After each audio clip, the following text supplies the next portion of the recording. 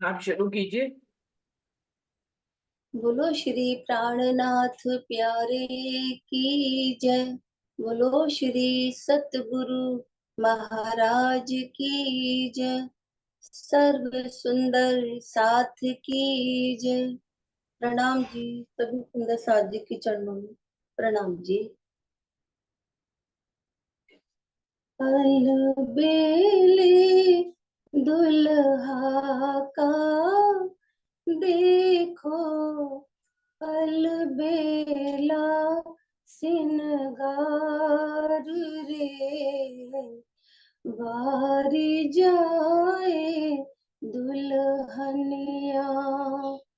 अलबेली छवि की सुंदरता, नूर तेज अंबार रे, वारी जाए दुल्हनिया। हक महबूब की शीश कमल पर पागल सजती फबती, प्रेम भाव दिल में लेकर के अपने हाथों बांधी, पिया जी ने अपने हाथों बांधी। नाजुक हस्त कमल अंगुरियों का, नख तेज अपार रे, वारी जाए दुल्हनिया। अलबेले कई बीच बाग में, फूल जुगत सो बनाए, दुग दुग माणिक लाल नगन की, हीरा कलंगी सुहाए, बाग में हीरा कलंगी सुहाए। मस्त हुई अलमस्त हुई रूह, निरखे बारंबार रे, वारी जाए दुल्हनिया।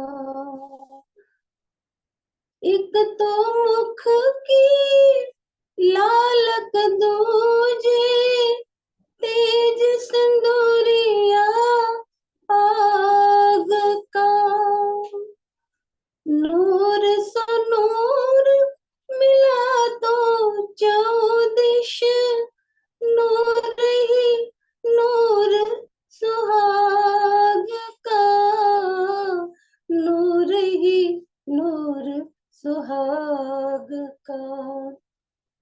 या छब को सुख क्या कहूँ सजनी, सुख तो अपरम पार रे, वारी जाए दुल्हनिया।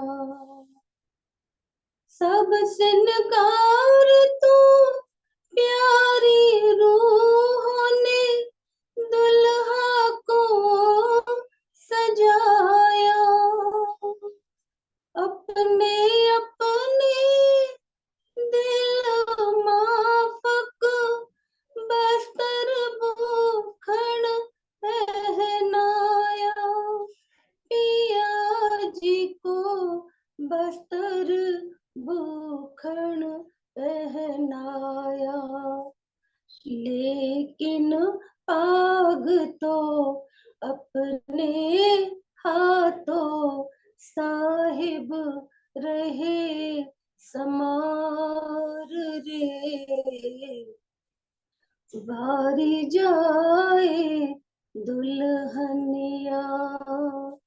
अलबेले दुल्हा का देखो, अलबेला सिनगार रे, वारी जाए दुल्हनिया, अलबेली छवि की सुंदरता, नूर तेज अंबार रे, वारी जाए दुल्हनिया, वारी जाए दुल्हनिया।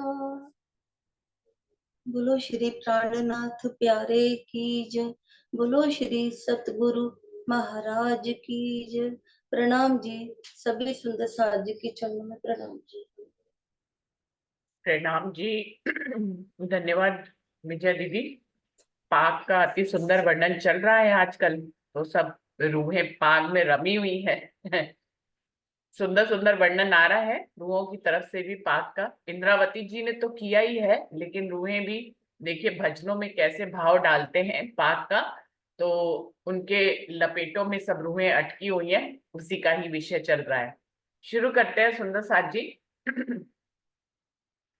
प्रथम लागू दोय चरण को, धनिये ना छुड़ाइयो खीन, लाख तली लालेड़िया, मेरे जीव के ही जीवन, इन पाँव तले पड़ी रहूं, धनी नजर खोलो बातून, पलना वालों निरखु नेत्रे, मेरे जीव के ही जीवन, मेरे जीव के ही जीवन। श्री बंदो सतगुरु चरण को, करूं सो प्रेम प्रणाम, अशुभ हरन मंगल करन, धनी श्री देव चंद्र जी नाम। श्री प्राणनाथ निज मूल पति, श्री मेहराज सुनाम, तेज कुवर श्यामा युगल, जिको पल पल करूं प्रणाम, पिया जिको पल पल करूं प्रणाम। प्रणाम जी, सभी सुंदर साथ जी को प्रेम प्रणाम जी। सुंदर साथ जी, सागर वाणी का 5वां प्रकरण चल रहा है और उसकी चौपाई है 46 से अभी शुरू करेंगे। 45 हो चुकी है। सुंदर साथ जी, राज्य के स्वरूप, युगल स्वरूप के स्वरूप और श्रृंगार का ये सागर है जो शुरू हुआ है अभी। गौर हरबटी अति सुंदर, बीच लाख ऊपर अधुर, बलबल जाओ मीठे मुख के, मिल दऊ करे मचकूर। श्री राज्य की ठुड्डी गोरे रंग की है और बहुत ही सुंदर है। ठुड्डी और होठ के बीच का गहरा स्थान भी बहुत सुंदर है। जब श्री राज श्यामा जी आपस में प्रेम भरी बातें करते हैं तो उनके माधुर्य भरे मुख की शोभा पर मैं बारंबार बनिहारी जाती हूँ, समर्पित होती हूँ। होठों के और ठोड़ी के बीच में ये जो गहराई की जगह होती है, इसको लाख बोलते हैं। सुंदर साथ जी, लाख हर उस जगह को बोलेंगे जो गहरी होगी, चाहे वो कमर का लाख हो, होठों और ठोड़ी के बीच का लाख हो, या कहीं और आएगा लाख की भाषा, यानी कि थोड़ा सा कर्व, थोड़ा सा अंदर को जिसमें घुमाव होता है उसको लाख बोलते हैं। तो वो कह रहे हैं कि राज्य की ठोड़ी तो सुंदर है ही है, ये लाख भी सुंदर है। और जब राजी श्यामा जी दोनों जो है मधुर प्रेम भरी बातें करते हैं आपस में होठों से मिलके, तो मैं उनकी सदा पे बलिहारी जाती हूँ। उनके होठ कैसे हिलते हैं, बात करते समय उनकी ठोड़ी कैसा आकार लेती है, इन सब महीन महीन भावों को इंद्रावती जी कह रही है मैं देख रही हूँ। और जब देखती हूँ तो मैं उस पर बलिहारी जाती हूँ, उनकी हर अदा मुझे अच्छी लगती है। सुंदर साथ जी, ऐसा होता है ना, जिससे प्रेम होता है, जिससे इश्क होता है, उसकी हर अदा अच्छी लगती है।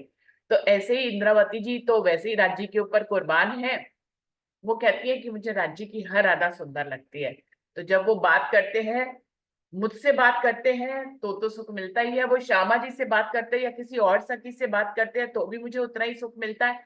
और ऊपर से उनकी हर भाव भंगिमा, जब वो बात करते समय अपने मुखार बिंद में जैसे भाव बदलते हैं, जैसे उनके होठों का आकार कोई भी शब्द बोलने के लिए बदलता है, हाव भाव के साथ उनका ये जो ठोड़ी वाला पार्ट है, ठुड्डी वाला पार्ट है, ये भी अपने हाव भाव बदलता है। और ये गहराई भी जो है चेंज होती है, उन सभी भावों को इंद्रावती जी कह रही है मैं बहुत ही महीनताई से देखती हूँ। और जब इतनी गहराई से देखती हूँ तो अपने आप ही प्यार आता है, और प्यार आता है तो दिल उनके ऊपर वारी वारी जाने का करता है, और मैं उनके ऊपर बलिहारी चली जाती हूँ। इतना सुंदर राज्य महाराज जो है, पूरे ब्रह्मांड का सौंदर्य उनमें, पूरे ब्रह्मांड के स्वामी, योग माया के ब्रह्मांड के भी आगे के स्वामी, और परम धाम के जर्रे जर्रे में नूर और सुंदरता भरी हुई है, उन सब के स्वामी जिनकी हुक्म से इतनी सुंदरता आती है, वो स्वयं कितने सुंदर है, ये देखने वाली बात है ना। यहाँ पर भी किसी का हम रूप और सौंदर्य देखते हैं तो हम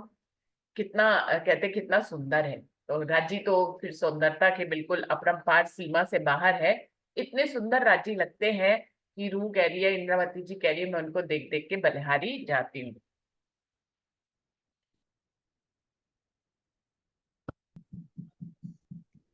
जी। प्रेम प्रणाम सब सुंदर साथ जी। कटी कोमल अति पेट पांसली, पीठ गोर शोभे सरस, गर्दन केस पेच पाग के, छवि क्यों कहूँ अंग अरस। अब राजी महाराज के पहले ठुड्डी का वर्णन हुआ, अधूरों का वर्णन, तो अब आ गए कटी कोमल अति पेट पांसली। राजी महाराज का पेट और पसलियां इतनी कोमल है, इतनी कोमल है। और पीठ गोर शोभे सरस, गोरी पीठ है और इतनी शोभा लिए हुए है, इतनी सुंदर है, गोर रंग लालिमा के साथ है। गर्दन केस पेच पाग के, और गर्दन तक केस आ रहे हैं, गर्दन भी बहुत सुंदर है। और पीछे पाग के नीचे से केश, घुंघराले केस इत्र लिए हुए इतने सुंदर लग रहे हैं। और ऊपर जो पेच, पाग के पेच हैं, कल राजी महाराज ने जैसे पाग बांध के दिखाई थी, आज पाग के ऊपर फूल, पत्तियां, बेले इतनी सुंदर लग रही हैं। और नीचे से काले काले घुंघराले बाल कानों तक आए हुए हैं। छवि क्यों कहूँ अंग अरस। इस छवि जो अंग अरस की है, राजी महाराज की जो सारे अंगों की ही शोभा है, उसका वर्णन मैं इस जुबा से कैसे करूं। इंद्रावती जी बस उस उन्हीं एक अंग पे ही अटक जाती हैं, तो उन पे ही इतनी बलिहारी जा रही हैं। कोमल अंग, कंठ हैड़ा, खबे मछे और गाल, वो सारे अंग कोमल हैं। कंठ, राजी महाराज के फ्रंट साइड से जो कंठ यहाँ से दिखता है हृदय के ऊपर, कंठ, हृदय, खबे, ये जो जिनको हम मोटे पंजाबी में कहते हैं, मच्छे, यहाँ दोनों भुजाएं इतनी गोर लालिमा लिए हुए हैं। कोहनी, उसके आगे भुजाओं की कोहनी जो है, और कलाई का भाग, इसको जिधर मेरी आत्मा देखती है, इत, इतना कोमल है, इतने कोमल है कि फूल की पांखड़ी भी उसके सामने कोमलता उसकी भी कम लगती है। या संसार के शब्दों से आशिक बदलत हाल, जो आशिक रूहें परम धाम में दावा करती थी, अब तब तो ये दावा करती थी कि हम आशिक हैं।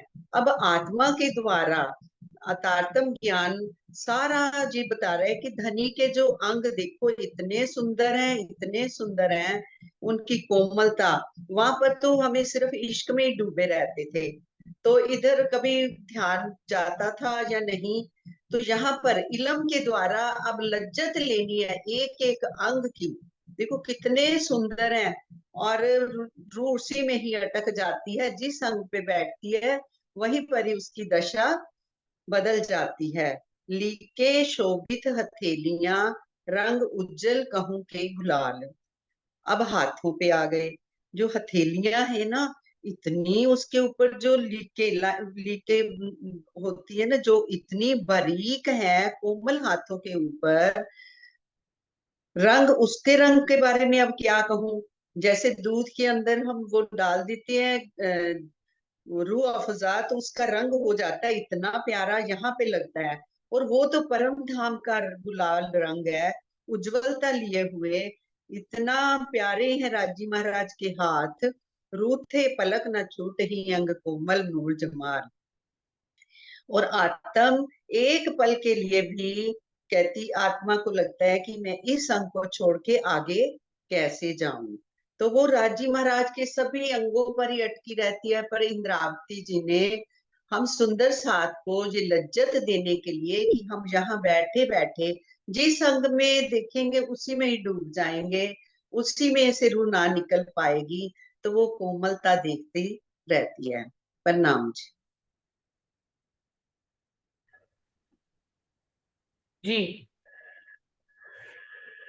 नरम अंगुलियां पतली, पहुंचे सलू की जुदे भाई, रंग सलू की पहुंचे हथेलियां, किन मुख कहूं चित ल्याए। अंगुलियां पतली और बहुत ही कोमल है, पंजों की शोभा अलग ही दिखाई दे रही है। दोनों पंजों और हथेलियों के रंगों की सुंदरता का मैं किस मुख से वर्णन करूं, जो मेरे चित्त में बस गए हैं, अर्थात उनकी सुंदरता का वर्णन करना संभव नहीं है। पतली अंगुलियां और पंजे की शोभा बता रहे हैं कि कितनी सुंदर है, जिसका वर्णन मेरे मुख से हो नहीं पा रहा। और लालिमा लिए, मतलब लालिमा लिए हुए हाथ, उंगलियां पतली सुंदर कोमल है। नैन श्रवण मुख नासिका, मुख छवि अति सुंदर, ए देखत ही आशिक अंगो, चुभ रहत हैड़े अंदर। श्री राज्य के दोनों नेत्रों, कानों, नासिका तथा मुख की छवि बहुत ही सुंदर है। जब इस लौकिक अलौकिक शोभा का आत्मा देखती है तो उसके धाम हृदय में यह अंकित हो जाती है। भावार्थ, हृदय में शोभा चुभने का अर्थ है कि अखंड हो जाना या अंकित हो जाना। श्री राजी महाराज के नेत्र, कान, नासिका तथा मुख की छवि बहुत ही सुंदर है, अलौकिक है। जिसको देखते ही हृदय में अंकित हो जाती है, मतलब वो हमारे हृदय में ही बस जाती है।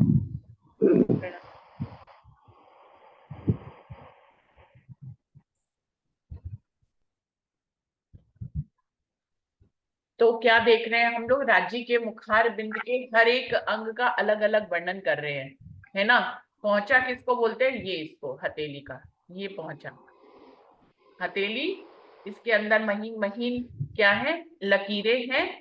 हाथ में उंगलियां भी कोमल है, उनके ऊपर जो नख है, नख की रोशनी भी आसमान तक जा रही है। और ये पहुंचा, वो कह रहे हैं इसकी सलूकी का तो वर्णन ही क्या करूं, ये बहुत गोरे रंग की है और इसमें लालिमा मिली हुई है। तो इस तरह से ये पहुंचा है, चाहे आगे का देखे या पीछे का देखे।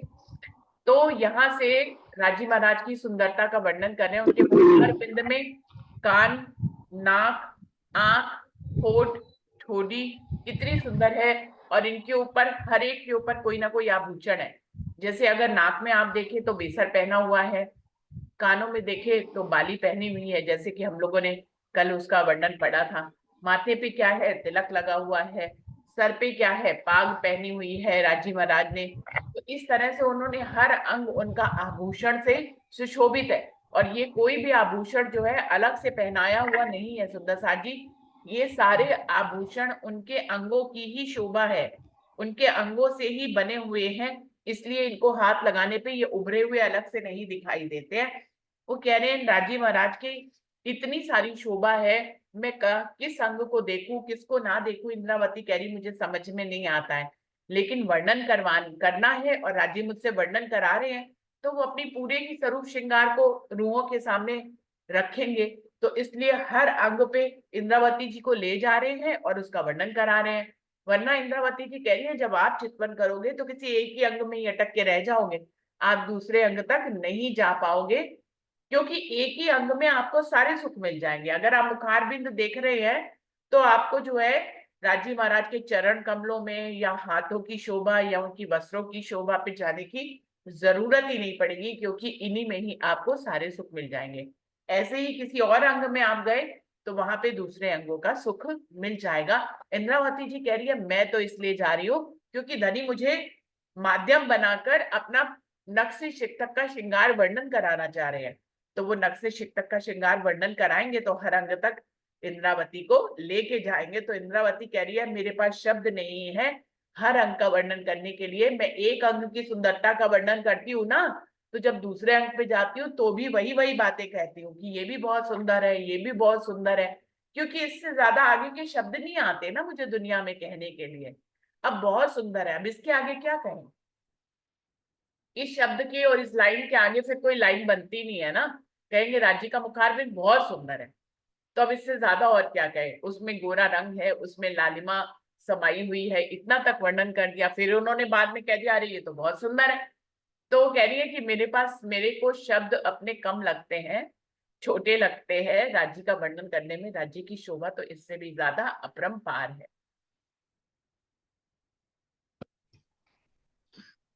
जी आप शुरू करिए। बीड़ी शोभित मुख मोरत, लेत तमोल रंग लाल, ए बरनन रू तोलो करे, जोलो लगे नहेड़े बाल।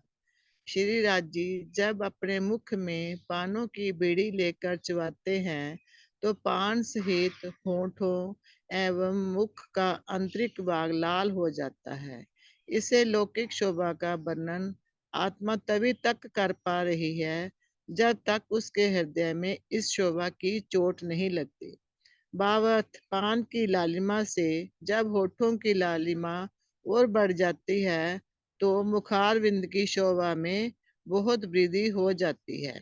यद्यपि परम धाम के बाहिदत में वृद्धि जैसे शब्द का प्रयोग उचित नहीं है, किंतु शोभा के संदर्भ में यहाँ के भावों से ऐसे कहा गया है। हृदय में चोट लगने का तात्पर्य है इस शोभा में इतना डूब जाना कि वर्णन करने की दृष्टि से बुद्धि स्तंभ हो जाए और मुख सिल जाए, बंद हो जाए। जानो के जोवन नौतन अंजू चढ़ता है रंगरस, ऐसा कायम हमेशा इन विद अंग अरस। दाम धनी का स्वरूप ऐसा है जिसमें नव यौवन की बहार आई हो और जिसके आनंद और उल्लास मस्ती में पल पल की वृद्धि हो रही हो। श्री राज्य के नूरमय अंगों में इस प्रकार की शोभा हमेशा ही बनी रहती है। प्रणाम जी। क्या कह रहे हैं कि राजी महाराज का यौवन जो है वो चढ़ता हुआ दिखाई देता है। वहां से 16 से 18 साल की उम्र के ही रूप में राजी श्यामा जी और सखियों की और पूरे परमधाम की इसी अवस्था में सारी है। वो कह रहे हैं अब दिन और रात तो वहां होते हैं लेकिन उम्र नहीं बढ़ती है सुंदर साथ जी। वहां पे हमेशा यौवन जो है वो कायम रहता है, बुढ़ापा नहीं आता, आपके चेहरे की शक्ल सूरत बदलती नहीं है, वो झुर्रियों में परिवर्तित नहीं होती है। तो इंद्रावती जी कह रही क्योंकि यहाँ पे ऐसा सब कुछ होता है तो ये बताना बहुत जरूरी है कि वहां पे चढ़ता हुआ यौवन है, कायम यौवन है। वहां पे यौवन जो है वो खत्म नहीं होता है, युवा अवस्था है। और राज्य की ऐसी युवा अवस्था, जबकि अंग जो है और भी सुंदर लगते हैं इस अवस्था में, बिल्कुल वही अवस्था है। तो राजी महाराज की सुंदरता में चार चांद जोड़ने के लिए इंद्रावती जी कह रही है कि वहां का यौवन जो है वो कायम है, वो घटता बढ़ता नहीं है। मैं वृद्धि शब्द जो अगर इस्तेमाल कर लेती हूँ ना तो वो यहाँ की बुद्धि और यहाँ के शब्दों के हिसाब से मैं वृद्धि शब्द कह देती हूँ, पर परमधाम में वृद्धि शब्द का कोई मतलब नहीं है। वहां हर अंग अपनी चरम सीमा पे है, अपने पूर्ण यौवन पे है। वो ना उससे कम होता है ना उससे आगे बढ़ता है। वहां पर उम्र नहीं बढ़ती, ना उम्र छोटी होती है सुंदर साथ जी, ना वहां पे पैदा होते हैं ना मरने की प्रक्रिया है। वहां सदा सर्वदा जो है यौवन रूप में ही राजी श्यामा जी और पूर्ण परमधाम का हर पशु पक्षी हो, चाहे जवेरों की पुतलियां हो या जर्रा जर्रा हो, इसी अवस्था में यौवन रूप में ही कायम है। ये उनके कहने का तात्पर्य है। तो आपको भी जो विचार करना है, आपको जो भी चिंतन करनी है राज्य के यौवन स्वरूप की करनी है, वो कभी भी जो है आगे उम्र में नहीं बढ़ता है। जी श्वेत जामा अंग लग रहा, लेह चुड़ी बलि दो बाहे, दावन क्यों बरन करूं, इन अंग की दिवाएं। श्री राज्य के अंग पर सफेद जामा शोभा देता है, जिसकी बाहों पर सुंदर चुनट दिखाई देती है। संसार की जबान से कैसे वर्णन करूं। बेल नकस देऊं बगले, चिन जलकत मोहरी जड़ावे।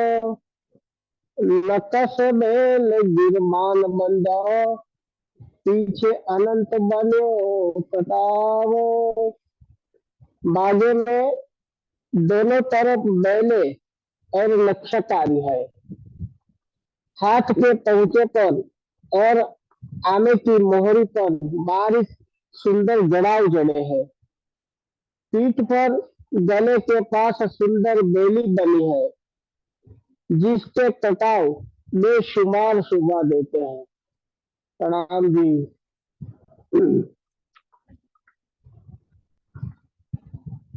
तो अब राज्य के बागे पे आ गए हैं। बागा सफेद रंग का पहनते हैं हमेशा, और उसमें अलग अलग धागों की जो है वो कढ़ाई होती है, जो यहाँ बाजू बंद एक तो ऐसे करके बांधने वाला उनका जामा होता है। और दूसरी बात है कि कंधों पे गोलाई में भी कढ़ाई होती है, और बाजू बंद जैसे जैसे जहां पर बांधने की डोरी होती है वहां वहां पर भी कढ़ाई है। कढ़ाई भी जो है वो आपके हाथ को चुभती नहीं है, उभरी हुई नहीं है, क्योंकि बागा भी राज्य के अंगों की शोभा है। तो जो उसमें कढ़ाई है वो भी राज्य के अंगों की शोभा है।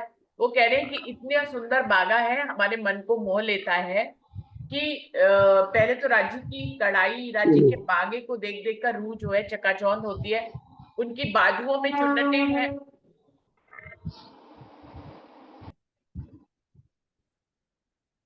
तो जो बागा पहना है उसमें जो बाहें हैं वो चुन्नटदार हैं, चुन्नटदार पहनी हुई है, खूब बागे में आती हैं वो चुन्नटों में। वो कह रहे हैं रूहों का दिल अटक जाता है एक एक चुन्नट में। जैसे पाक के लपेटों में दिल अटकता है, वैसे ही राज्य के बागे की चुन्नटों में भी रूहों का दिल अटक जाता है। और चुन्नटों की शोभा जो है वो अपरंपार है। और राज्य के बागे की कढ़ाई, राज्य के बागे की चुन्नटें, जो नीचे चोली के नीचे जो दामन जुड़ा हुआ है उसका घेरा, इन सब में रूह अलग अलग से देखती है और उसको अति आनंद आता है। जी।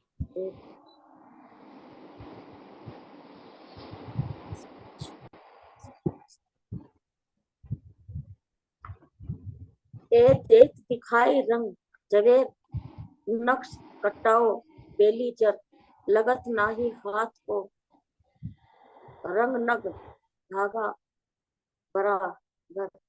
ए जेवरों के रंग